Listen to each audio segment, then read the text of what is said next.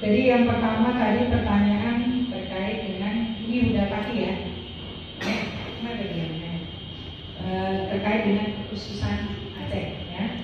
Aceh itu ditambah dengan aturan khusus kita yaitu Undang-Undang Nomor 11 RUPA tahun 2006 ya, di mana khusus tentang agama dan lain-lain, dan juga terkait dengan 25% untuk tambahan wakil rakyat ya di DPR atau dari karena yang kekhususan itu kalau nggak salah itu ada 3 provinsi ya, Aceh dengan Islamnya dan anggaran dengan saya Islam dan anggaran otonomi daerahnya. Papua juga demikian dengan anggaran daerah, juga kebudayaan itu di Yogyakarta. Jadi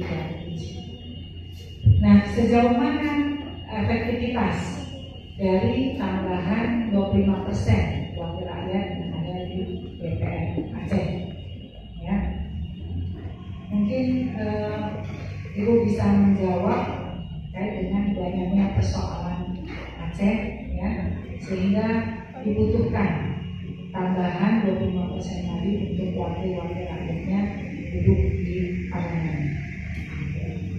Ya kalau dikatakan efektif, ya insya Allah akan efektif karena Aceh juga terkait dengan ada anggaran otonomi daerah yang mungkin anggaran kita itu akan habis di 2028.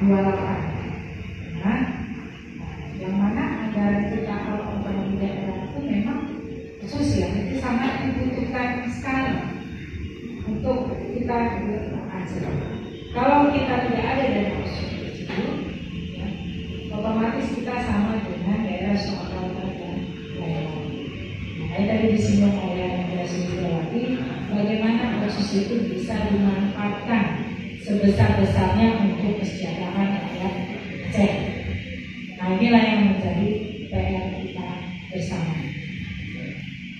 Mungkin Adinda udah lagi dari Sumatera Barat ya, kuliah di sini dan sudah mulai mencintai Aceh ya.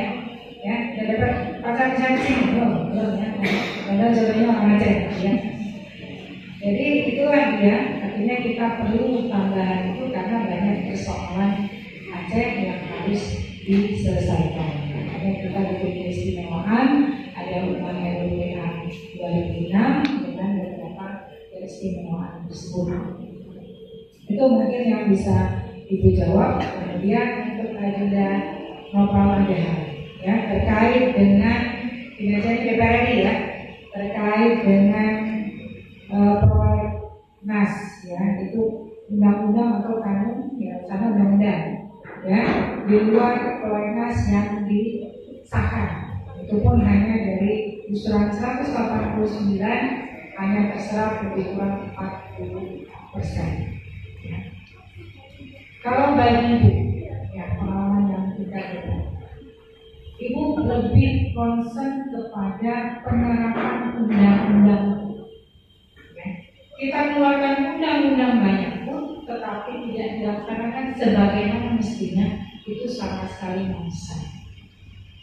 Hanya inilah kembali ke fungsi pengawasan DPR.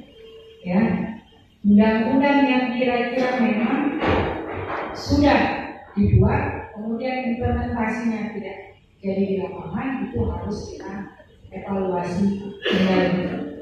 Atau ada undang-undang yang misalnya bertentangan dengan undang-undang sebelumnya, Indonesia banyak, ya, undang-undangnya bertentangan, itu juga harus kita evaluasi kembali. Kalau itu lebih pada penerapan implementasi, ya, undang-undang itu dibuat banyak juga implementasinya tidak jalan di lapangan, itu sama sekali harus. Lebih bagus kita buat undang-undang yang betul-betul dilaksanakan di lapangan. Nah, namun demikian kita juga akan berkoordinasi dengan kawan-kawan abang-abang kakak-kakak kita yang ada di Senayan untuk kiranya bisa lebih memperjuangkan undang-undang yang pro kepada Aceh, ya, Aceh yang memang sebagaimana mestinya sesuai dengan aturan undang-undang. Nah itu Bapak.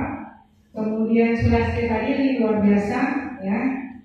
Artinya lebih menekankan kepada lemahnya kinerja anggota DPR dalam hal pengawasan. Ya, memang kita ngecek kemarin belanja dengan beberapa musibah ya terkait dengan kepala daerah. Nah, kita berharap ke depan ini jangan terjadi lagi karena hanya itu aja persoalan kita aja ingin maju cepat, ingin berlari cepat.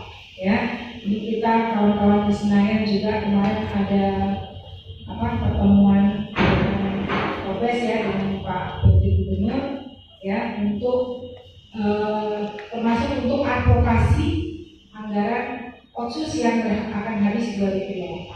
Kalau bisa acara ini akan diperpanjang lagi dengan otsusnya.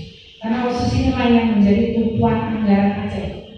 Nah, kalau ini nggak ada banyak pembangunan yang bisa terkendali. Tapi bagaimana tadi anggaran otsus ini bisa bermanfaat ya sebesar-besarnya untuk kesejahteraan Aceh. Nah ini ke depan mudah-mudahan dengan hewan yang baru ya kita juga akan lebih fokus kepada dunia pendidikan ya kemudian dengan dunia kesehatan juga terutama dengan ekonomi angka kemiskinan Aceh.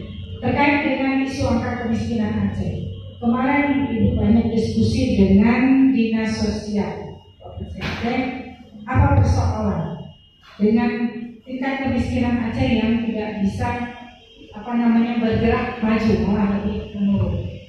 Ternyata banyak program yang sudah diberikan, tetapi ada satu skala data ya Ibu diskusi dengan pendamping desa ya PM atau apa saya lupa yang dari dinas sosial ya. Jadi misalnya ini si A ya beliau keluarga miskin itu kan nanti dibantu dengan rumah dulu, kemudian setelah dibantu rumah dibantu dengan pelatihan, kemudian dengan modal. Artinya kalau itu sudah selesai, itu berarti sudah dikategorikan mandiri, ya mandiri. Nah, tetapi selama ini bantuan itu tidak sepenuhnya. Misalnya ini, satu kecamatan kita ada misalnya 30 yang miskin, keluarga miskin. Kita anggarannya hanya bisa bantu 20 dulu. Nah, tetapi nanti yang satu lagi ini bantuan rumah misalnya 20. Nanti satu lagi bantuan modal misalnya.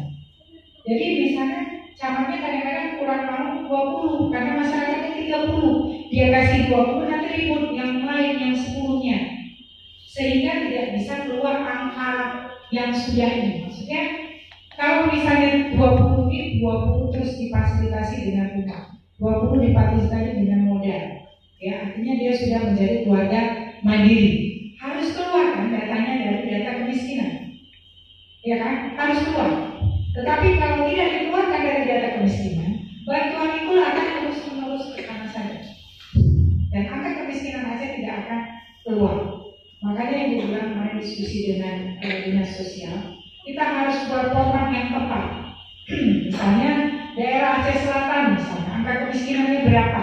Apa yang harus kita buat di sana untuk dia menjadi keluarga mandiri? Setelah keluarga mandiri, dia harus dikeluarkan dari angka statistik angka kemiskinan itu, sehingga outputnya jelas. Ini kalau kita keluarkan, ada yang betul-betul membutuhkan, tidak bisa mendapatkan, ada yang sudah mandiri, tetap menerima bantuan. Karena dia keluarkannya dari pusat jelas, ada 100 yang harus kita fasilitasi. Nah, yang sudah dapat bantuan tapi harusnya dikeluarkan dari 100, sehingga yang di luar 100 ini yang bisa masuk. Nah, namun kan dari pilihan yang sudah dapat semua kadang-kadang nggak mau keluar dari mandiri, jadi buat gitu kan. Nah, sehingga itulah kemiskinan bisa berkurang. Nah, inilah yang harus menjadi PR juga bagi DPR Aceh agar bisa memberikan bantuan dan outputnya jelas. Jangan ada bantuan dari desa ambil, bantuan dari tingkat provinsi ambil, kabupaten ambil, pusat ambil, tapi tidak keluar juga dengan. Jadi kuota tadi lah yang harus kita lihat.